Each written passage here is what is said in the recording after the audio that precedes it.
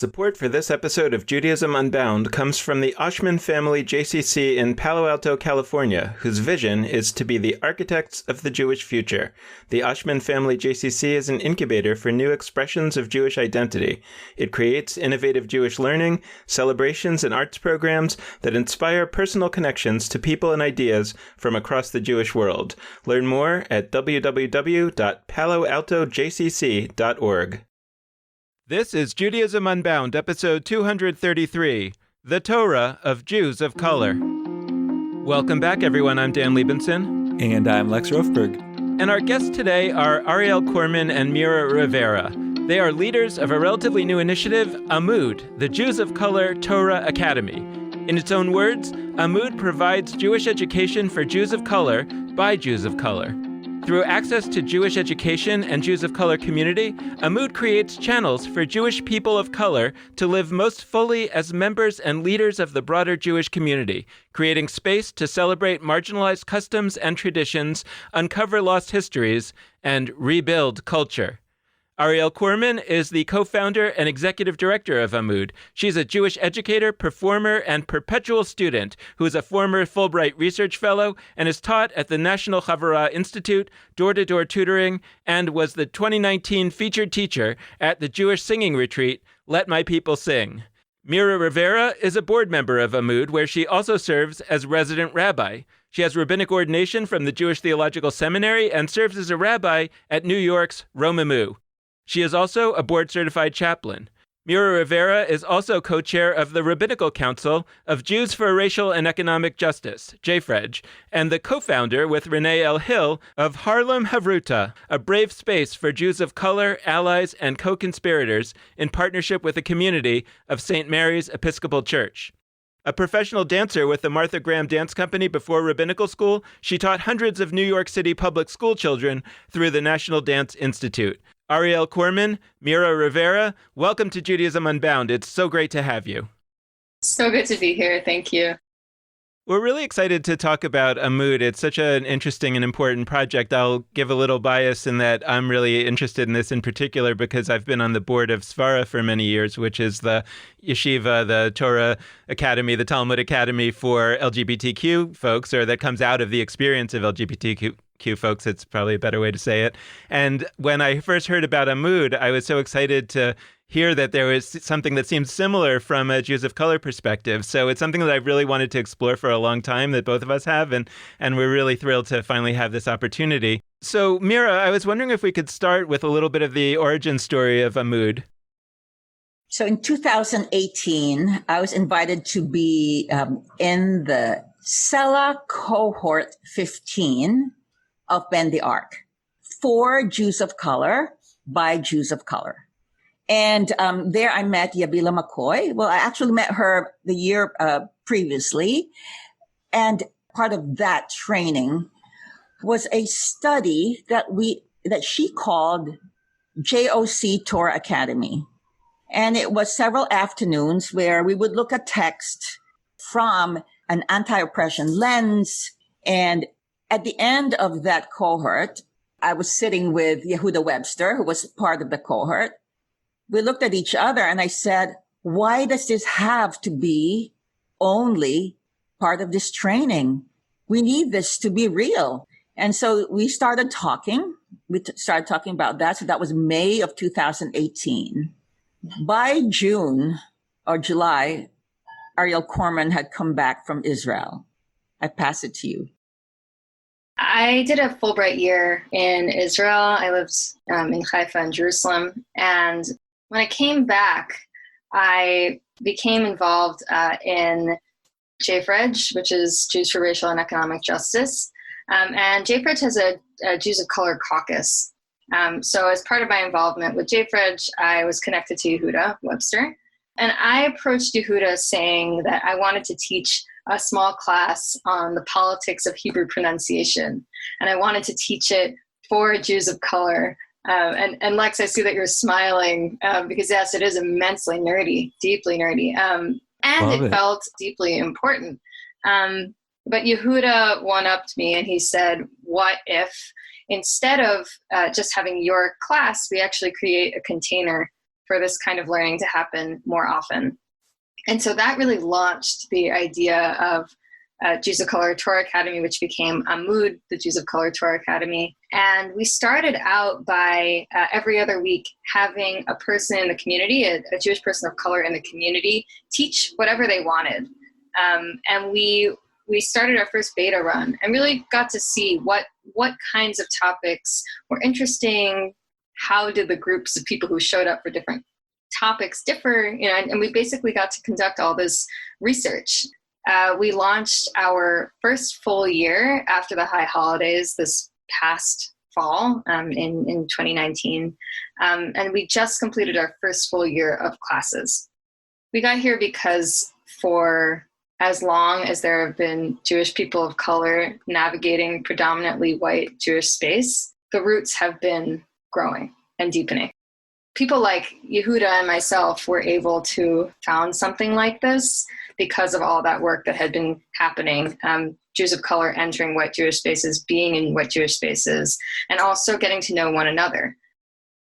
So I want to dive into something I saw on your website, which I think will help us break this conversation open in the best ways. You have an FAQs section. I love the frequently asked questions sections of organizational websites. I'm that level of nerd. So we are on this page, and there's a beautiful question that I think jam-packs about 100 different themes into it, which is the programming all religious? Is all of Amud's programming religious? And I love that question. I love that it could be heard in many different ways. But the answer is really interesting too, which is that you say we have a broad definition of the word Torah. And you say a little bit about that there, but I'd love to open it up to you now. Your Torah Academy, what is Torah from your perspective? And how does that embed itself into sort of the day-to-day, week-to-week, month-to-month cycle of like what people actually learn and do through Amud? Torah is wisdom. And wisdom for us is both traditional text, the Torah, so the 5 books of Moses, that's prophets, that is Ketuvim, which is writings, other writings, and commentaries that have been made on those writings over the ages, anything that's been written in a Jewish language. And now we sort of get broader and broader and broader. I'll tell a brief story, which is that I was in the rare book room at Columbia University, which is just a magical place. I was reading a yeshiva student's notebook from Morocco in the 17th century. And I was able to do that, and it took a really long time, through looking at different Hebrew fonts, trying to make my way through it word by word. But I realized as I was doing it, that through my own journey, I had gotten access to enough Hebrew that I was able to be in that room, know what to look for, and begin decoding this wisdom. So in that moment, I really thought the canon is much bigger than I think it is. There's so much Jewish writing and moments of Jews engaging with traditional wisdom that is available. And so that is to say that I think the line between what is traditional writing and what is the lived wisdom of people in the community, it's a blurry line. And I think that there's a continuum. So at Amud, Torah also means wisdom that comes from a person's life, particularly wisdom that comes from a person's life in conversation with traditional text. What is traditional text? That's a big question. And I think we've been limited, particularly in the Ashkenazi-dominated white Jewish world in America. We've been limited when we think about where we derive authority when we look at a text and what is canonical. I remember this one incident at Romemu where I work. And it was during a time when we had just moved into the new Romemu Center across the street from the church where we have davened for many years. And so every time we would do a service, we would have to bring Torah back and forth, right? Back and forth across the street, across West 105th. And so that for that evening, Rabbi David had said, we don't need to do the traditional service. We will dive deeply into some of the texts do some chanting. Then lo and behold, through the service, and he said, and now we will stand and open the Torah, open the Aron Kodesh. And when we did open the Aron Kodesh, it was empty. And we were like, oh my gosh, we forgot to bring the Torah from across the street. We didn't know we were going to actually use it that evening. And when that happened, we all turned to each other in a circle and we did the Baruch to each other. So that realization of Torah as being held in the people in the room is palpable. And we do bring the narratives of our people. We make time for the narratives of our participants. It is not a waste of time. It's not like, tick, tick, tick, tick, tick, tick. We really have to move on with the program. We make space for that because oftentimes in non-JOC spaces, really, there's no time for us. You raise your arm and then somebody says, great question. Let's put that in the parking lot. I waited 10 years, 15 years. When we talk about a Jews of Color Torah Academy, what is it that a Jews of Color Torah Academy needs to accomplish that isn't accomplished, for example, by having Jews of color in other Torah academies? B'nai Lappi talks about a sort of Prometheus story where she went to JTS. I think of it as like to steal fire from the gods. She talks about to steal Torah from the movement that wasn't accepting gay and lesbian Jews. But now, in a time when gay and lesbian Jews are being accepted, right, there still is obviously a need for an LGBTQ Torah Academy. Svara is doing better than it ever has before. And so I'm wondering, as you think about a Jews of Color Torah Academy in a world in which Jews of color are able to go to other Torah academies, what is it that's really the driving, the most important reasons for that in your mind? And what do you dream of? I mean, what do we imagine that this can become one day? And how I know that I'm asking like a million questions, but like, how will the Jewish world change, whether it's for Jews of color in particular or the larger Jewish world? Like, how would you want things to change if Amud is as successful as it can possibly be?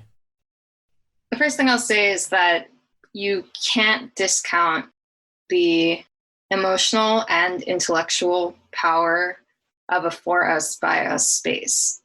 There are stories, but there's also intuition and intellectual discoveries that happen in a for us, by us space that may not happen in another space. And different Torah will arise out of other kinds of coalition spaces. So it's not to say, majority white Ashkenazi Jewish communities, don't worry about including us, we've got our own thing. No, the answer is yes, and there are different reasons to be in different kinds of configurations. I'll say, for example, I've never been in a Torah learning setting where colonization has come up so much. And when it comes up, there is overwhelmingly not a sense of defensiveness in the room, not a sort of internal nervousness about saying the wrong thing because people of color are in the room, for example. It's special, the kind of things that can come out. I will also say that I did Ben the Ark's Sela cohort as well. And Shahana McKinney from Edot Midwest spoke to us. And many, many times during her presentation repeated that JOC space is coalition space. JOC space is coalition space. And it's true. I think we get seen as an affinity space. And there are some ways in which that may be true by certain definitions, but the reality is that we are coalition space. We have vastly different identities. You're here speaking to two non-Black Jews, and we are also Jews of color, So there are categories that we choose for different configurations, but in the end, we're really just deciding which configuration, which coalition do we need to be in at which time for wisdom to come out. And so one thing that I really hope to see in the Jewish world broadly is many configurations of Jewish identity space and other ways of breaking down, who's in the room and what they're bringing. But I want to see manyness. We started out our year at Amud talking about the Erev Rav, the mixed multitude of people and peoples who cross the Red Sea. What does it mean to be an Erev Rav even when everybody in the room is Jewish? I'm holding two things. I'm holding the importance of encouraging and acknowledging multiplicity in a room, and also acknowledging boundary. What is the shape of the container we're creating? There has to be a shape for there to be some kind of containment and to really see what's in the room. I think often when we say everyone is welcome, sometimes that can mean nobody is welcome, because there aren't systems in place when harm is enacted from white leaders at the top of the room. There's a culture that we want to develop. We bring our languages, we bring our cuisine, we bring the stories of our elders, we bring our marginalizations, we bring our success stories, our journey stories outwardly into the space. We know whom we stand before. And on a meta level, yes, know before whom you stand. There are two places that we come from. There are those who come deeply religious. And I say to you, deeply, deeply touch you in the heart at the core religious. And there are those who are coming deeply, deeply in justice spaces. And the passion that they come into the room with is really palpable. I love the reference to know before whom you stand. Related to that, I want to ask about the whom. Whenever I'm in a congregation, I wander around sometimes to different congregations, and whether I'm leading a service or a Torah study, and many of them have in their sanctuary that phrase that you just talked about, know before whom you stand, in big letters on the ark. And whenever I'm in one of those spaces, every time, this is actually a practice of mine, I say to the community, okay, we're sitting in rows or standing in rows. Know before whom you stand. Turn behind you and say hi, because you should know the person before whom you're sitting. And what I'm doing with that is I'm trying to take sort of this intense quote. It's clearly meant to be talking about God, right? Like, know that you are standing before God. No, that's the one before whom we are standing. But I think hearing it as, know the person you're standing in front of. Like, introduce yourself. Let's have a friendly space is important. And so on that note, I kind of just want to ask about the who here. Like, who are we talking about? So what ages are most present in your spaces? I think there's this danger sometimes where when we're talking about Jews of color spaces, often it remains very abstract, and we don't want to talk about like the specifics of people's identities, where they're from, where they're not from. I really appreciate that you mentioned that you're both Jews of color and you're both non-Black Jews. Like, what are some of those dynamics in the spaces? How can we get a better sense of who this space is celebrating and shared by? Not that won't change over time, not that there won't at any given point and in any given course be a constant evolution of those facts, but like, who's sort of there? Like, who is most utilizing this resource since it's so new? And I guess to the extent you know this, who are you like looking to reach moving forward? We are an intergenerational space. That's where I'll begin. We have elders who show up in our space. When we were meeting in person before the pandemic, we had people coming sometimes from definitely other boroughs, but from other cities. People would travel to get to Amud because there hasn't been a space like it. And that's not to say Amud will always be the only space, or Amud is by no means the only Jews of color for us by a space that is in this country. And we celebrate and are so excited by the development of every JOC organization that pops up. But there's still a hunger, and people came from a long ways away. We also have younger folks. We're currently in an adults-only organization. That's where our capacity is right now. And also we're lucky enough to have other organizations in our world like JMN, the Jewish Multiracial Network, that specialize more in family programming. So we don't have to do everything. So we're an adults-only program currently, but that doesn't mean that a teenager who's interested in coming and feels good coming is not welcome. We have queer participants, trans participants, disabled participants. And actually, a goal for this year is to increase our accessibility further. Before the pandemic, we were already partially in person and partially on Zoom. And we were experimenting with ways to make that work better, to have some people in the room and some people on Zoom. So it's interesting that I now hear lots of people talking about how that might work moving forward as potentially certain places reopen. So accessibility is a core value for us. Our board is not a traditional board in that its main role is recruitment. We're stronger the more people we have and the more engaged our people are. Fundraising is obviously extremely important. We live in a society where that is so, but we're also really trying to invest in our relationships. So our board is comprised of folks who have varied identities. We have Black Jews in leadership, and also the task of being a space that recognizes anti-Blackness and does everything in its power to be a pro-Black space is something that I am taking really seriously as a non-Black leader. And I will just say that we are striving to be that. Can I claim that we are perfect? Absolutely not. But I can claim that I am accountable to Black Jews in the community and in the Amud community, on the Amud team and beyond. I will just also say that we try to be as financially accessible as possible. So all of our courses are fully sliding scale. If you can pay $0, you pay $0. And that's a commitment that we have in all of our programming.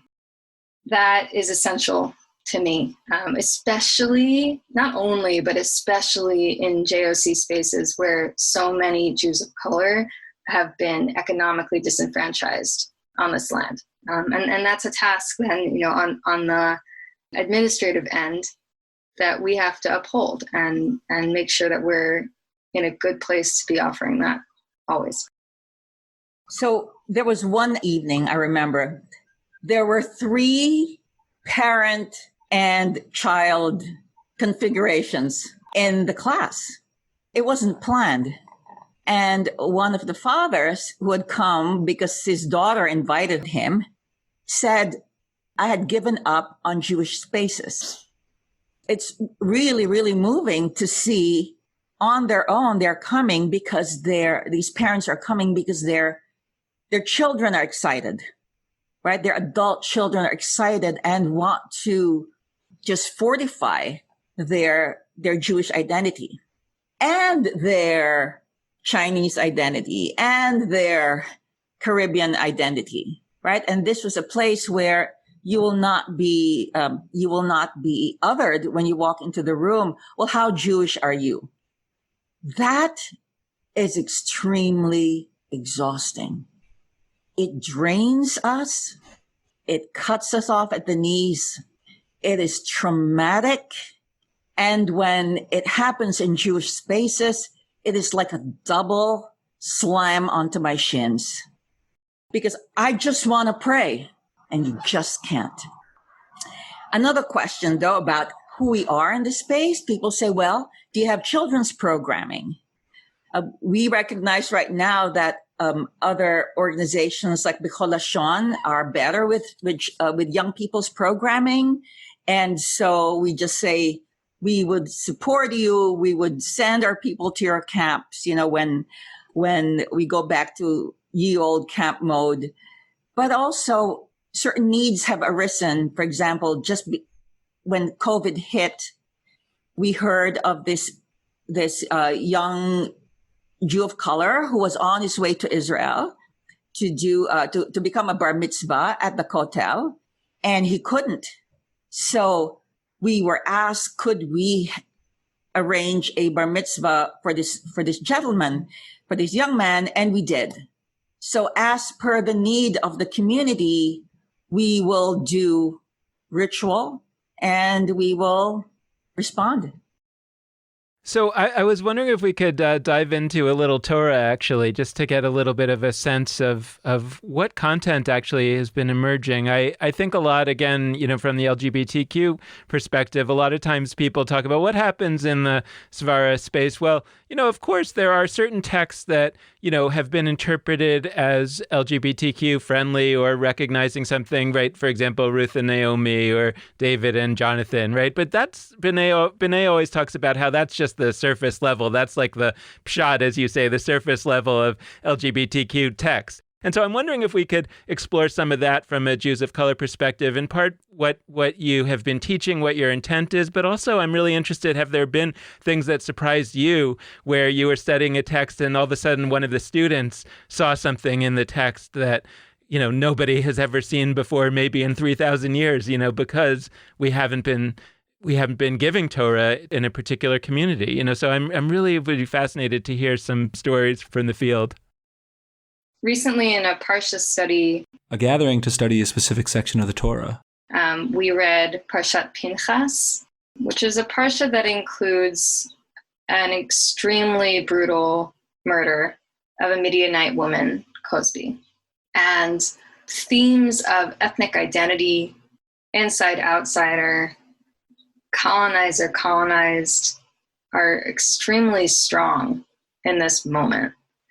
But what I want to focus on, more than the individual stories that came out, is the feeling in the room, in the Zoom room. Before anyone spoke or responded to the passage we were reading, there was just this really deep, solemn feeling. And you could see the faces of the people in the room. And just the energy was extremely low and reverent. That feeling, if we were to sort of dive into that feeling, to me defines so much of what Amud is and can be. Even Jews of color whose families have been Jewish since before anyone can remember may find themselves, and often find themselves, proximate to the experiences of non-Jews entering Jewish space or assumed to be non-Jewish. And so I'm still holding that energy from the room. I'm still holding it. I'm still holding the pain. And also the elation that I also felt in the room, that here was a space where the pain could come up and it could be heard. A brief content warning. We're about to hear a fairly graphic and specific description of that instance of violence by Pinchas towards Zimri and Cosby in the Book of Numbers. So to even set up that study of Parashat Pinchas, showing this couple, this forbidden relationship, and this image of, yes, that a spear would be thrown through the woman's reproductive organs to spear them. In another Torah space, another Torah study, they would just go, let us just go through that, and actually let's just go to Benot Zelofhad, for goodness sakes. This narrative of the daughters of Zelofhad standing up for themselves and claiming their right to inherit. Because that's the easier part of that Torah reading. But no, we would actually sit with this. We sat with it. And it was, like Arielle said, it was sacred space. I feel the need to just broadcast to the world, since you brought up Parshat Pinchas, you brought up this really important moment in the Torah cycle where you mentioned how the energy of the room changed and there was a reverence, there was a recognition that this was a pain point for people. I mean, at the beginning of that Torah portion, it's not only that this terrible murder happens, it's that God is pleased about it. And it's a really catastrophically hard Torah portion. I thank you for bringing up how it can be hard from the vantage point of a Jew of color. As somebody who is in an interfaith relationship, it's also really hard from that perspective. And I feel like the need to say to anybody leading a Torah study, I actually led a Torah study on Pinchas myself this year, just when it rolled around. And I had a choice of leading. It was during my week-long summer intensive with my rabbinical school online. And I had a choice to lead anything. I could have led all sorts of services on Shabbat. And like, I signed up for that Torah study because I was like, if I don't do it, I am nervous that somebody leading it is going to do what you described and just sort of not recognize the deep pain of that moment for so many people in the room. And so I was like, that's what I'll volunteer for that thing. And so to anybody who's ever approaching that Torah portion ever, like, odds are in your room of Jews and their loved ones, there are a lot of people who are feeling immense pain at that moment. And if you don't notice it, and if you don't name it, and if you don't really sit with it, you're doing a disservice to not only the people who feel that pain, but to the people who don't, to the people who haven't been opened up to their friends and family members and loved ones that are feeling that pain. So I just wanted to say that as a statement, not as a question. I hope that that's okay to put that in. Now the question, different note. Also on the who questions about who is a part of this space and all that. We've been doing this great unit on looking at different organizations by, for Jews of color. And one thing we haven't explicitly talked about so much that I really think we need to is there's this assumption out there that people hear Jews of color and they assume not Ashkenazi. It's like two separate realms of our mental, it's like if you, however our mental accounts work or mental circle, like Jews of color are over here in our heads, Ashkenazi Jews are over there in our heads. And the reality of it is definitely not that. There are a ton of Jews of color who are Ashkenazi. And I am curious how that, like, and Ashkenormativity is still a huge problem, of course. But how does that element of who's in the space influence how you approach various issues, whether that's if a Yiddish something comes up, whether that's like, how does that play into a space that is for Jews of color, some of whom are Ashkenazi and some of whom are not? I think it's really interesting to address this really now as a family, because here we are actually, we are that kind of family. So I converted and I married an Ashkenazi person. And as I was applying to rabbinical school, so way forward, right after my conversion and my kids had been born and all that, a rabbi who was on the preliminary interview asked me, so exactly where did your family come from before they came to the United States and before your ancestors got to the Philippines? Right? So I said, Spain. Definitely from my grandmother's side, from my maternal side. That's three that I was already managing. A person who converted, a person who thought, oh, out of spiritual yearning, I want to convert, even if my boyfriend then said, you don't really have to do this. And then being a ger. A person who converted. In Jewish spaces. And I say this very clearly, ger, because they let you know you were a ger. And I was like, cool, no problem, lots to learn, lots to do. I got a long life. And then marrying into an Ashkenazi family where the Ashkenazi needs and history, I embraced to the point that in rabbinical school, people were like, why are you bringing this stuff up? When I lived the Shoah, the Holocaust, I lived that heritage, right, because of my marriage. And then Arielle Korman. Yeah, so this is just for anyone listening who doesn't know, Rabbi Mira is my mother.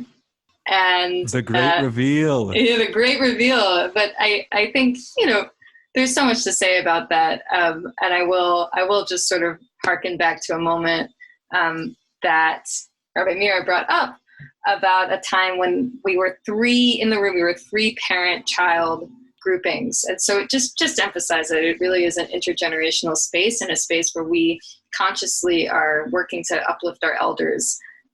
To your question, Lex, that you were asking about, how do we hold dynamics that exist among Sephardi, Ashkenazi, Mizrahi folks in the space and how we handle all those dynamics? I will just say that it is dynamic. Boundaries around who gets identified as a Jew of color in Jewish spaces are complicated, and we embrace that messiness. And we also embrace Ashkenazi and Mizrahi leadership on our team. And I will also just say, for myself, I'm a lover of languages. Currently, we are teaching Hebrew, and we have a real focus on Hebrew right now at Amud.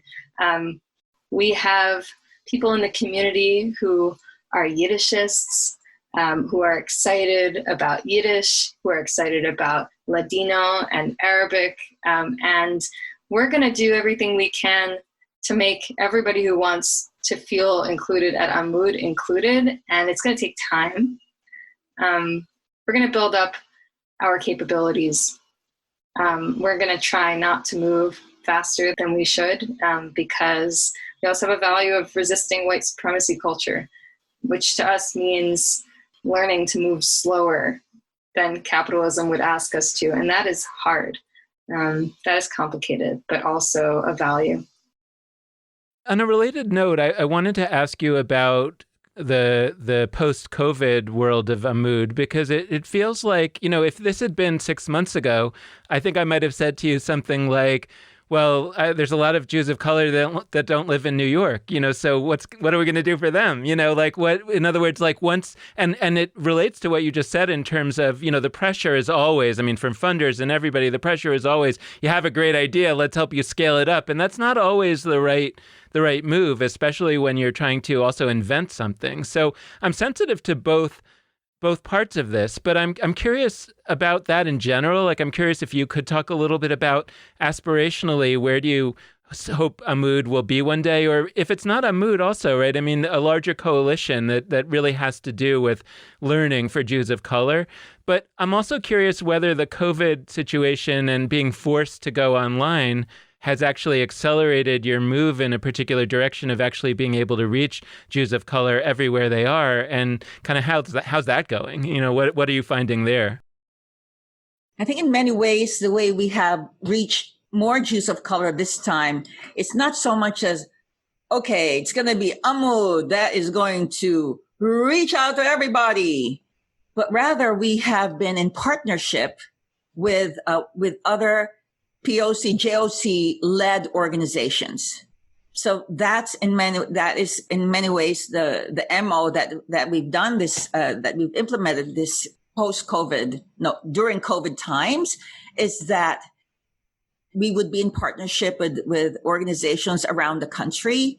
We don't have to be everything, to be a shul, to be a shiva, to be savvy online, to be on top of everything, because in partnership with the other organizations, we'll cover something, right? If we can't do it, Edot can. If not, the people out in the Bay Area can. We received some feedback from someone who'd been attending courses for the entire year that us fully being online made this person feel more cared about than when we were partially in person and partially online, and online felt like an afterthought. So this is just bringing you a little bit into our process of growth. I think something that was really special about, well, there were so many things that were so special about having a physical space to be in. There was dinner every time, full dinner, not snacks. That matters.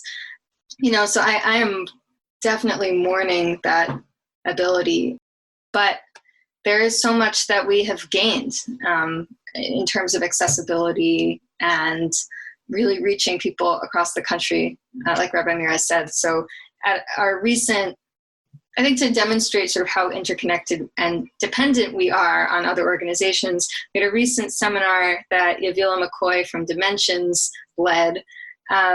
Two other JOC-led organizations, Adult Midwest and Mitsui Collective, joined forces to create a Midwest cohort that would come and participate in our programming and then also meet separately. We are stronger the more interconnected we are. And wow, where would I like to see Amud? If I really kind of scale out and look at the landscape, I'm so excited about many different JOC led organizations popping up in the Jewish world. And I really think adopting a philosophy of abundance, not scarcity when possible. Obviously, that's more easily said than done. But I think when possible, just trying to see what are the possibilities when we are actually lifting each other. So that's what I want to see. And I think in terms of being online and being in person, I think we'll see. I mean, we are standing in front of this sort of chasm of uncertainty. We, as in not just Amud, but everyone. So I don't know what this place is going to look like. But what I do know is that we're investing in our relationships with Jews who live all over. Mira, I'm interested in a question for you based on your experience going to rabbinical school, and just sort of this question of, like, from the other side of this deep learning journey.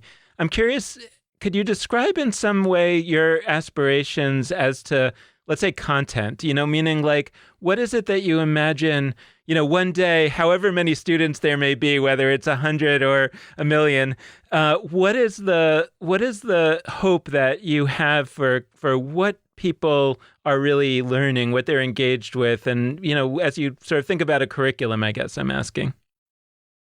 Maybe like two-pronged or maybe, multi-pronged.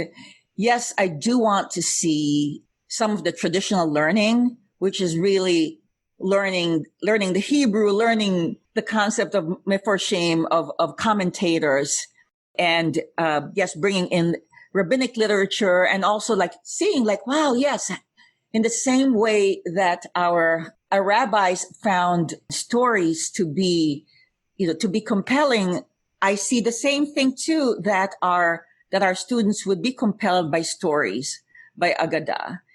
So seeing that there are replicable models, but also power dynamic studies. And I personally would like that language to flow from my lips in the same way as text will flow. For myself, having been so lucky to have been actually mentored by rabbis during my internships, and with my experience as a board certified chaplain in clinical pastoral education, that is something that we would also like to offer. Anybody who listens to us frequently will know that one of my fave things is titles of things and names, titles, various signifiers. And I try very hard not to let any new organization pass on by an episode without telling us the backstory of their name. Not just because I think they're often interesting, but because they're usually very well thought out and sometimes very layered in ways that people in public might not understand. And the word Amud is layered. I have some guesses as to some of the kinds of statements you're looking to make with that name, and also to some extent with Torah Academy, but I think to English speakers, that's a little more intuitive. Why Amud? Why of all the names did you choose Amud? It's not one of those Hebrew words that's thrown around on the name of every organization and its next door neighbor. It's not Bethel. It's not like why this word Amud, which I'm purposely not translating yet. I'm going to let you do it because I'm curious which translation you'll prioritize. So yeah, what's going on there? What's this name? And maybe how, as we close, does it help to encapsulate what you're doing moving forward and already? Yes, I love that you asked this question, and I love how kind of deliciously layered so many words are. It's such a joy. Amud. Amud can mean a pulpit. This is the lectern. This is the place from which new wisdom comes. Amud is also a page, right? So that's an allusion to the learning that we're doing, and also the idea of a new page. What does it mean to continue to write the story of the Jewish people with a new page? And I also will just highlight the meaning of Amud as a pillar or a column.